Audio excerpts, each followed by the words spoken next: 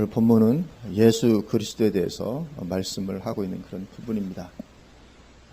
그래서 예수님에 대해서 말씀하는데 예수님을 한마디로 생명의 말씀이라고 표현하고 있는 것을 보게 됩니다. 예수님은 누구십니까? 생명의 말씀이다. 1절에 보면 태초부터 있는 생명의 말씀에 관하여 예수님을 한마디로 생명의 말씀 그렇게 표현을 하고 있습니다. 그것은 예수님 안에 생명이 있기 때문이고 또 예수님은 그 생명을 주시는 분이시기 때문에 그렇죠. 예수님 안에 생명이 있고 예수님 우리에게 생명을 주시는 분이십니다. 그리고 요한복음 1장에서는 예수님 안에 있는 그 생명을 사람들의 빛이라고 또 그렇게 말씀을 합니다. 요한복음 1장 3절 4절 보면 만물이 그로 말미암아 지은 바 되었으니 지은 것이 하나도 그가 없이는 된 것이 없느니라. 그 안에 생명이 있었으니 이 생명은 사람들의 빛이라. 예수님 안에 생명이 있었는데 생명이 말씀 되신 예수님, 그 예수님 안에 생명이 있었는데 그 생명은 사람들의 빛이라 그렇게 말씀합니다. 그러니까 생명과 빛을 같은 것으로 말씀하고 있죠. 그래서 생명이 없으면 빛도 없는 것이고 그리고 빛이 없으면 사람들에게는 생명도 없게 되고 마는 것이죠. 빛이 없으면 생명은 없습니다.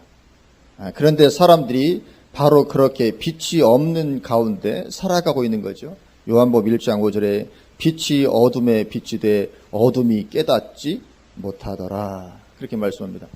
빛이 어둠에 빛이 돼 빛은 예수님 안에 있는 생명이죠.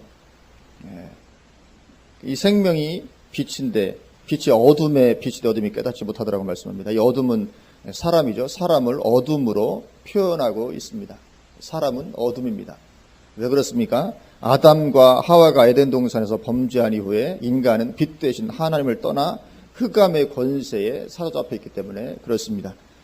어둠의 왕 사탄에게 속아서 하나님을 떠났기 때문에 하나님이 아니라 흑암의 권세에 사로잡혀 살 수밖에 없게 되었던 것이죠. 사람은 누구에게 순종하든지 그 순종하는 자의 종이 되는 줄을 너희가 알지 못하느냐 말씀하는 것처럼 하나님께 순종했더라면 하나님의 종이 되었을 것인데 마귀에게 순종했기 때문에 마귀의 종, 흑암의 권세, 어둠의 왕의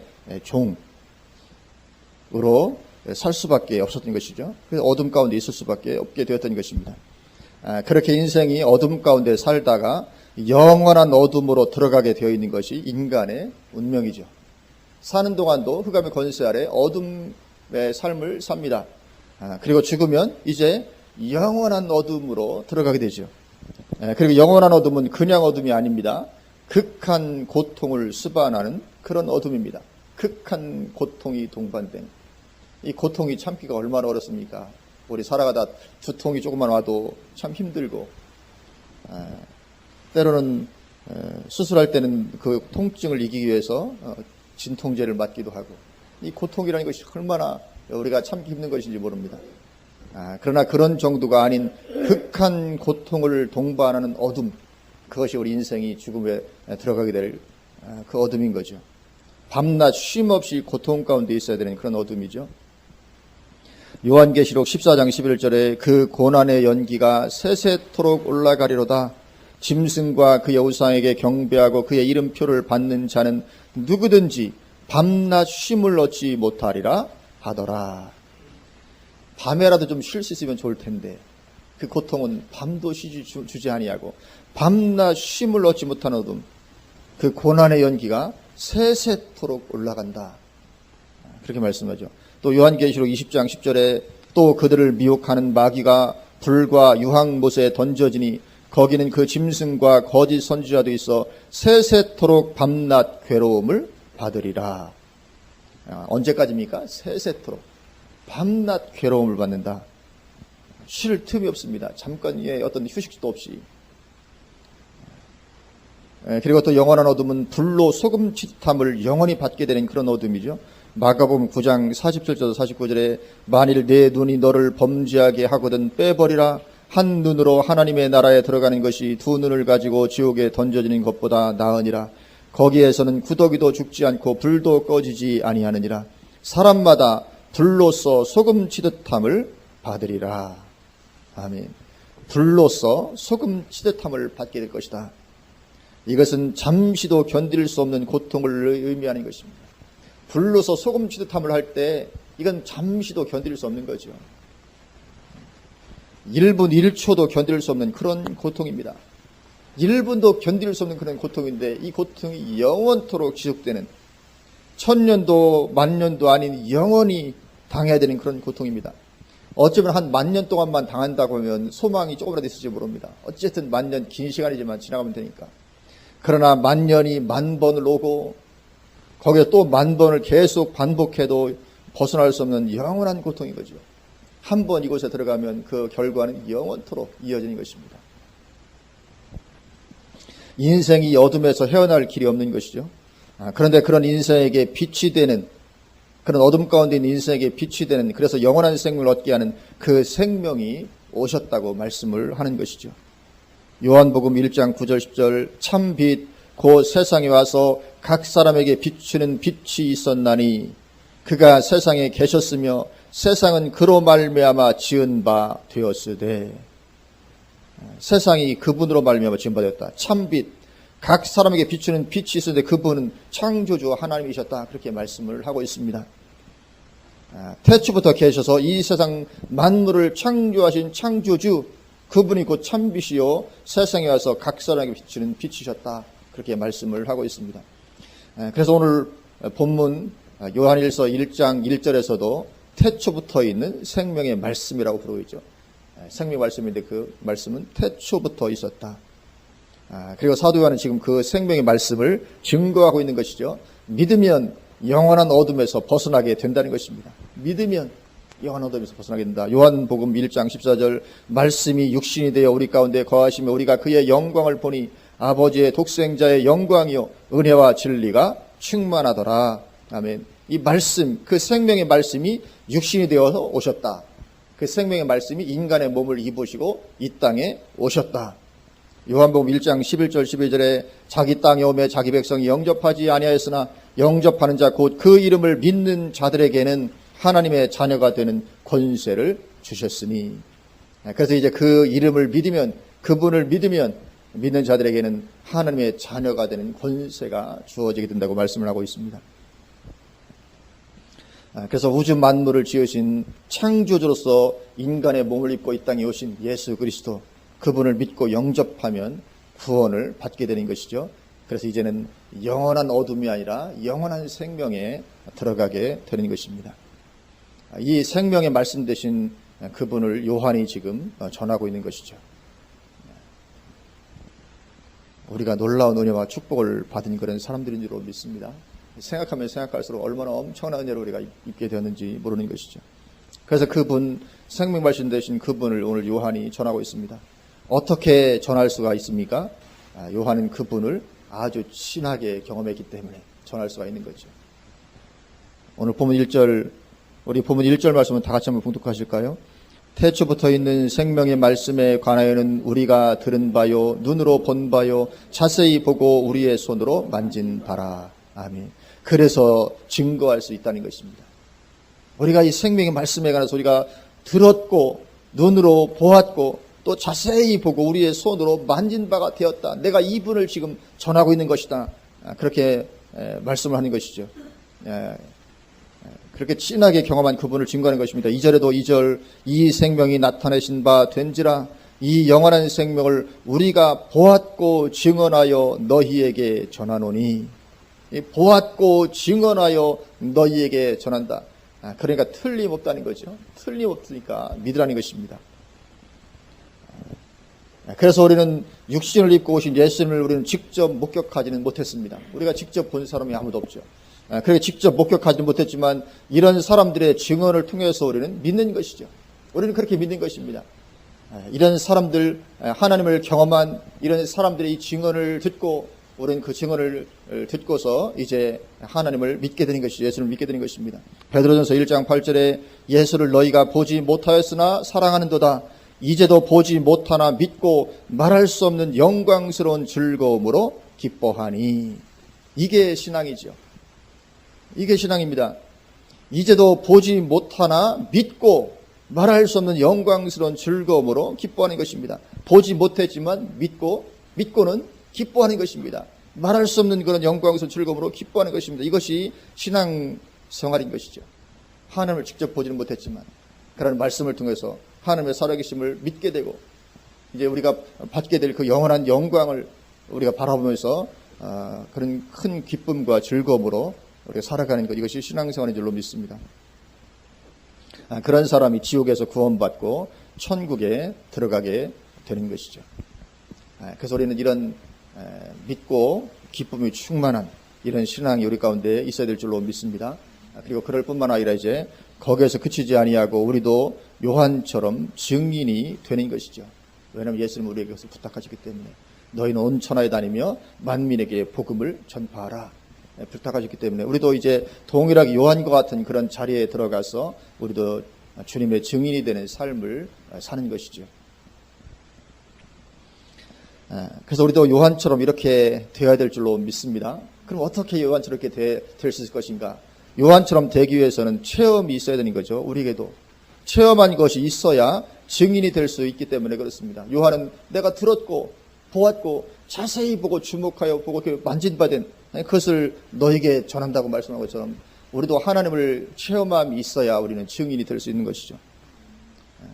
체험하지도 않고 경험하지도 않고 증인, 이건 거짓 증거가 될 수 있는 것이죠. 그래서 예수님이 12제자들도 예수님을 체험했습니다. 그리고 증인이 되었습니다. 사도 바울도 체험하고 증인이 되었습니다. 물론 우리들은 그분들처럼 예수님을 직접적으로 체험할 수는 없습니다. 그러나 체험은 있어야 됩니다. 그럼 어떠한 체험을 가질 수 있습니까? 기도응답의 체험을 갖는 것이죠. 성령 충만의 체험을 갖는 것입니다. 그리고 말씀 순종의 체험을 갖는 것입니다. 이러한 체험들, 우리가 어떻게 예수님을 직접 지금 만날 수 있겠습니까? 가능하지 않습니다. 그러나 직접 만날 수는 없지만 우리 이러한 체험을 갖는 것이 필요합니다. 기도했더니 응답이 되더라. 그리고 성령 충만한 이런 체험, 그리고 말씀 순종으로 말미암아 이루어지는 그 역사하는 그 체험, 이런 체험들을 갖는 것이죠. 말씀대로 했더니만 그대로 성취가 되더라는 것입니다. 말씀에 의지하여 그물을 내리리다 하고 그물을 내렸더니 엄청난 일이 이루어지는 것을 경험하는 거죠. 밤새도록 그물을 내렸는데 한 마리도 잡지 못했었는데 주님의 말씀을 의지해서 내가 그물을 내리리다 하고 내렸더니만 얼마나 물고기가 많이 잡혔는지, 배 두 척에 나누어 실었는데도 불구하고 너무 많아서 배가 가라앉을 정도가 될 만큼 그렇게 고기가 많이 잡혔더라는 것이죠. 이 하나님의 살아계심의 체험인 것입니다. 이런 체험이 우리 가운데 있어야 될 줄로 믿습니다. 말씀대로 하다가는 망할 것 같이 생각되었지만 그래도 말씀대로 했더니 망하는 게 아니라 정말로 말씀이 이루어지더라는 그런 체험을 갖는 것이죠. 이런 체험이 반드시 있어야 됩니다. 말씀대로 하는 것은 언뜻 볼 때는 믿음이 없을 때는 말씀대로 하다가는 망할 것 같습니다. 요즘 세상에 어떻게 말씀대로 살 수 있어? 그러다가 망하지. 그럴 것 같지만 그러나 말씀대로 했더니만 망하게 되는 것이 아니라 엄청난 말씀 성취 역사를 경험하게 되더라. 이런 체험이 있어야 되는 것이죠. 그러면 우리는 증인이 될 수 있는 것입니다. 그래서 이러한 체험을 우리가 가지게 되려면 말씀에 순종하여 나아감이 있어야 되는 것이죠. 그래야 체험이 따라올 수 있는 것입니다. 그렇기 때문에 우리는 말씀에 의지해서 말씀에 순종해 보시기를 주님의 이름으로 부탁을 드립니다. 말씀에 의지해서 하여튼 순종하는 것입니다. 왜냐하면 말씀이 가짜라면 내가 예수님을 믿을 의미가 없지 않습니까? 말씀이 만약에 이게 가짜라면 내가 믿을 의미가 없는 거죠. 그래서 우리는 말씀이 진짜라고 믿고 받아들이고 말씀대로 해보는 거죠. 만약에 말씀이 아니라 틀렸다, 그럼 우리는 뭐 믿을 이유가 없게 되는 것이죠. 그래서 내가 예수님은 믿지만 말씀은 잘 안 믿는다, 이러면 이건 신앙이 아닌 것이죠. 그래서 우리에게는 그처럼 말씀이 지금도 살아 역사한다는 것을 체험함이 필요하죠. 그리고 기도 응답의 체험도 마찬가지로 기도해야 응답의 체험을 갖게 되는 것이죠. 기도함이 없으면 당연히 체험은 없는 것이죠. 그래서 기도 응답의 체험이 우리가 있어야 증인이 될 수 있는데 기도하지 않는데 체험이 따라온다는 것은 가능하지 않죠. 기도해야 따라오는 것입니다. 그리고 기도도 한두 번 기도한다고 응답의 체험을 갖게 되는 게 아닙니다. 물론 우리가 초신자 때는 한두 번 기도해도 하나님께서 응답을 주시는 경우가 종종 있기는 하지만 그러나 한두 번 기도한다고 기도 응답의 체험이 우리에게 그렇게 와지게 되지는 않습니다. 불의한 재판장에 나아갔던 과부의 비유처럼 반복해서 끝까지 기도해야 응답을 누릴 수가 있는 것이죠. 기도응답은 그런 것입니다. 반복해서 끝까지 기도해야 응답을 받게 되는 것입니다. 누가복음 18장 7절에 하물며 하나님께서 그 밤낮 부르짖는 택하신 자들의 원한을 풀어주지 아니하시겠느냐, 그들에게 오래 참으시겠느냐, 그렇게 말씀합니다. 응답을 말씀하시는데 밤낮 부르짖는 기도를 말씀하시죠. 밤낮 부르짖는 택하신 자들의 이 기도를 말씀하고 있는 것이죠. 그래서 우리의 기도는 밤낮 부르짖는 그런 기도가 되어야 될 줄로 믿습니다. 밤으로 낮으로 그러한 기도가 마침내 응답을 가져오게 된다는 것입니다. 그것이 믿음의 표현이기도 합니다. 그래서 이렇게 반복해서 끝까지 기도하는 사람이라야 믿음이 있는 사람입니다. 그런데 예수님은 그런 믿음 가진 사람 없음을 탄식하셨죠. 누가복음 18장 8절에 내가 너희에게 이르노니 속히 그 원한을 풀어주시리라. 그러나 인자가 올 때에 세상에서 믿음을 보겠느냐 하시니라. 그렇게 말씀하십니다. 교회 안에 믿는다고 하는 사람은 많은데 과부처럼 그렇게 줄기차게 기도로 나아가는 사람은 거의 없을 거라는 것이죠. 기도를 전혀 안 하는 것은 아니지만 조금 기도하다가 그냥 치워버리고 마는 것입니다. 누가 기도를 예수 믿고 전혀 안 하겠습니까? 조금 기도하다가는 치워버리는 것이죠. 그걸 말하는 것입니다. 그런데 그것이 마지막 때로 갈수록 그럴 거라는 것입니다. 벌써 한국교회도 기도가 많이 죽었죠. 벌써 기도가 많이 약해지고 교회에 약해지면 같이 따라서 오는 것이죠. 사실은 오늘날 교회 쇠퇴의 원인은 뭐 이런저런 여러 가지가 있지만 어떤 다른데 뭐 말씀대로 살지 않으니까 그 뭐 교회가 쇠퇴한다 이런 얘기도 있고 그렇지만 왜 말씀대로 살지 않습니까? 말씀대로 살 능력이 없으니까, 말씀대로 살 힘이 없으니까 말씀대로 안 사는 거거든요. 기도가 식어지면 아무것도 되는 것이 없는 것입니다. 우리는 반드시 기도해야 될 것이고 기도하되 그냥 조금 기도하다 마는 것이 아니라 뭐 밤으로 낮으로 우리가 기도해야 될 줄로 믿습니다. 그래서 우리에게 영적인 힘이 충만하고 우리에게 기도 응답의 체험도 넘쳐야 될 줄로 믿습니다. 만약에 우리가 그렇게 기도하지 아니하고 기도를 뭐 그냥 대강 좀 하다 치워버리고 이런 식으로 한다면 어쩌면 그것은 믿음 있는 것이 아닐 가능성이 큰 거죠. 기도는 응답받을 때까지 하는 게 기도이기 때문에 우리의 믿음을 보이려면 하여튼 뭐 응답받을 때까지 기도해야 될 줄로 믿습니다. 계속해서 기도하는 것입니다. 조금 기도해보다가 안 되면 치워버리고 어디 인간의 수단과 방법을 의지하고 그것은 믿음 있는 것이 아닌 것이죠. 그렇게 해서 우리가 응답의 체험을 누리면 우리는 증인이 될 수가 있는 것입니다. 또 성령 충만의 체험도 우리를 증인으로 만듭니다. 성령 충만의 체험이 우리를 증인으로 만듭니다. 성령 충만함의 체험이 없으면 우선 당장 내 심령부터 갈급하고 곤고한데 증인이 될 수 없죠. 내가 당장 죽게 생겼는데 나에게 먼저 충만함이 있어야 증인 될 수 있는데 내가 지금 내 마음부터 지금 곤고하고 힘들고 어려운데 증인되는 것은 가능하지 않습니다. 그래서 우리가 이 말씀과 기도로 늘 주님을 찾는 가운데 있을 때 우리는 성령 충만함의 체험을 누릴 수가 있는 것이죠. 어떻게 성령 충만 받습니까? 말씀과 기도 가운데 늘 있는 것 외에는 다른 길이 없습니다. 말씀과 기도 가운데 늘 있을 때 그래야 그 사람이 성령 충만하게 되는 것이죠. 그런 성령 충만함, 그 충만함은 우리를 증인이 되게 하는 것이죠. 이처럼 우리에게는 살아 역사하신 하나님을 체험함이 필요한 줄로 믿습니다. 우리 신앙은 단순한 지적 동의가 아닌 것이죠. 우리 신앙은 체험하는 것이고 그래서 증언하게 되는 것입니다. 그래서 오늘 본문 2절처럼 보았고 증언하여 너희에게 전하는 이것이 우리의 신앙인 것이죠. 그래서 하나님은 우리에게 이러한 체험 주시기를 원하신 줄로 믿습니다. 체험이 있어야 증인이 될 수 있으니까 하나님 우리에게 이런 체험 주시기를 원하십니다. 그러므로 우리가 능력 있는 주님의 증인들이 되기를 원하시는 것이죠.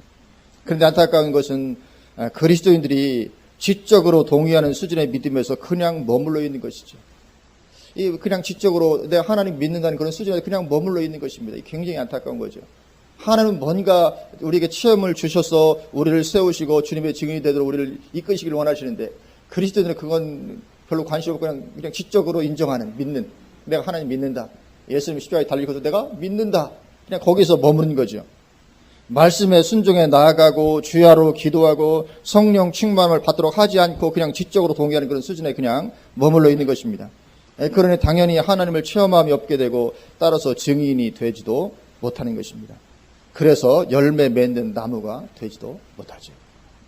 근데 이것이 두려운 것이죠. 왜냐하면 어쩌면 그러한 신앙은 참된 믿음이 아닐 가능성이 있기 때문에 그렇습니다. 참된 신앙이 열매 맺지 않는 것은 가능하지 않다고 성경이 말씀합니다. 참된 신앙이라면 당연히 열매를 맺게 되어 있다는 것입니다.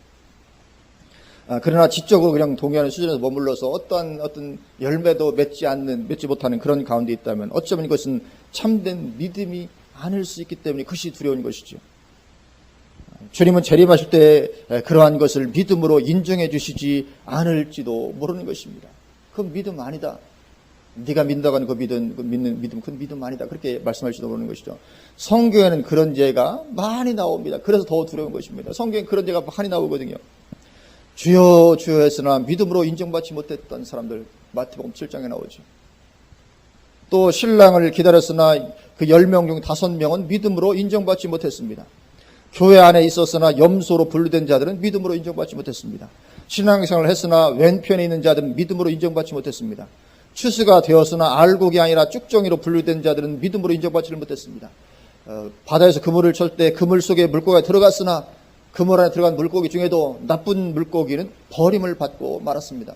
이 그물은 교회를 말하는 것입니다. 교회 안에 들어왔지만, 바다에 있는 물고기 아니라 교회 안에 들어왔지만, 그러나 거기에서 합당치 않은 물고기는 버려버린다. 마지막 때 그럴 것이라고 말씀하는 거죠. 천사들이 그렇게 버려버릴 거라고요. 또 혼인잔치에 들어갔으나 예복을 입지 않은 사람은 믿음으로 인정받지 못했습니다. 혼인잔치까지 들어갔는데 10처녀에서 미련한 5처녀는 들어가지도 못했는데 이 사람은 들어갔습니다. 들어갔는데 예복을 입지 못했어. 결국은 믿음으로 인정받지 못하고 쫓겨나고 말죠. 이게 전부 다 지금 교회 안에서 다 이루어지는 일들을 다 이야기하고 있는 것이죠. 다른 말로 믿는다고 하는 사람들에 대한 다 이야기입니다.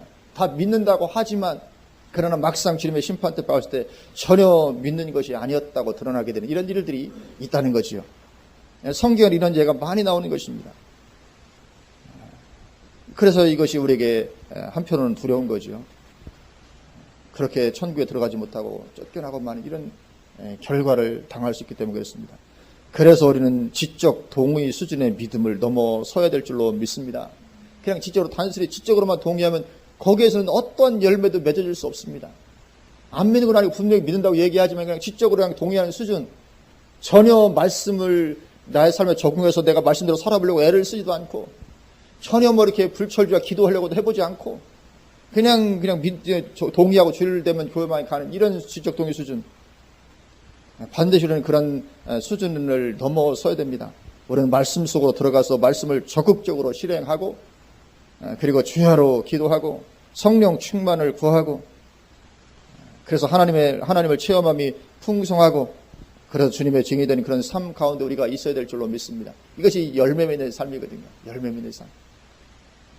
그것이 요한복음 15장에서 주님 말씀하시는 포도나무의 삶입니다. 그렇게 해야 가지가 나무에 붙어있는 것이 되는 것이죠. 지적 동의 수준만으로는 가지가 나무에 붙어있다고 말하기가 어려운 것이죠. 결국은 붙어있다고 말은 하지만 보니까 열매가 맺어지지 않으면 가지를 잘라버린다고 말씀을 하는 것이죠.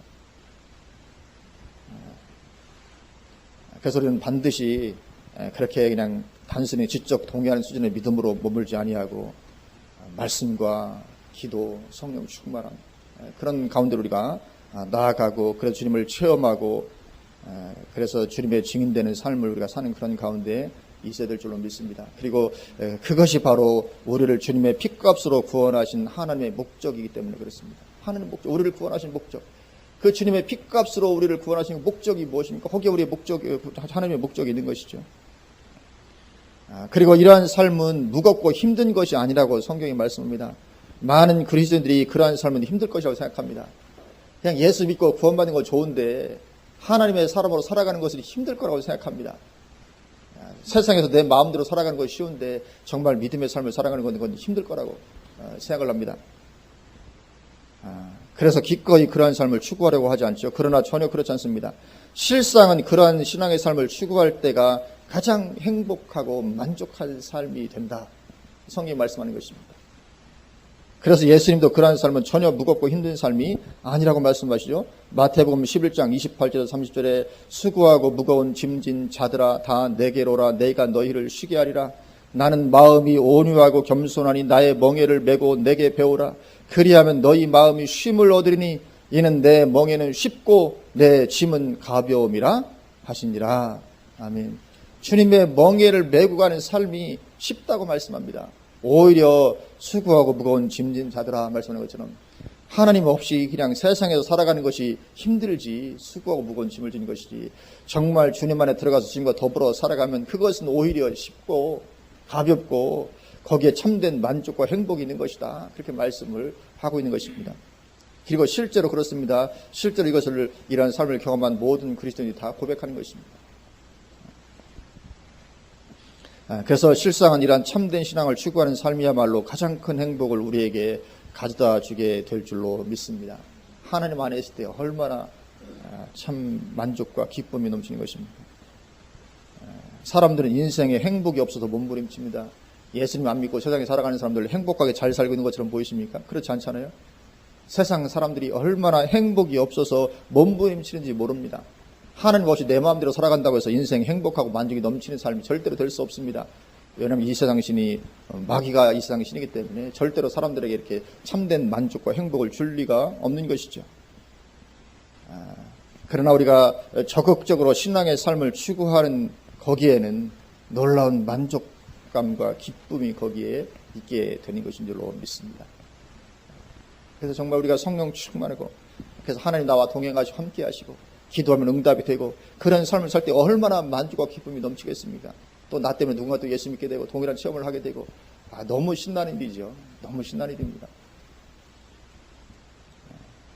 정말 참된 만족과 행복은 진정한 신앙 가운데 들어가 버리는 것이죠. 그러면 거기부터 놀라운 행복과 만족감이 거기에 있는 것입니다. 성령 충만하면 얼마나 기쁩니까? 성령 충만하면 기쁘고 기도하면 응답이 되면 얼마나 기쁘고 말씀대로 했더니 마치 이루어지는 것들을 바라볼 때 얼마나 기쁘고 그런 나를 통해서 누군가 예수님 믿게 될 때 그 기쁨은 이루 말할 수 없는 것이죠. 참된 만족과 기쁨은 오직 예수님 안에 깊이 들어가 살 때 거기에서 비로소 얻게 되는 것이지 하나님 떠나서 내 마음대로 살아갈 때 거기는 절대 만족과 기쁨이 있는 것이 아니죠. 그래서 이것을 누리는 삶이 되어줄 수 있기를 주님의 이름으로 축원을 드립니다. 그래서 이것을 충만히 누리고 오늘 사도 요한처럼 그렇게 풍성히 체험하고 그래서 능력 있는 주님의 증인도 될 수 있기를 주님의 이름으로 축원을 드립니다. 아멘. 기도하시겠습니다.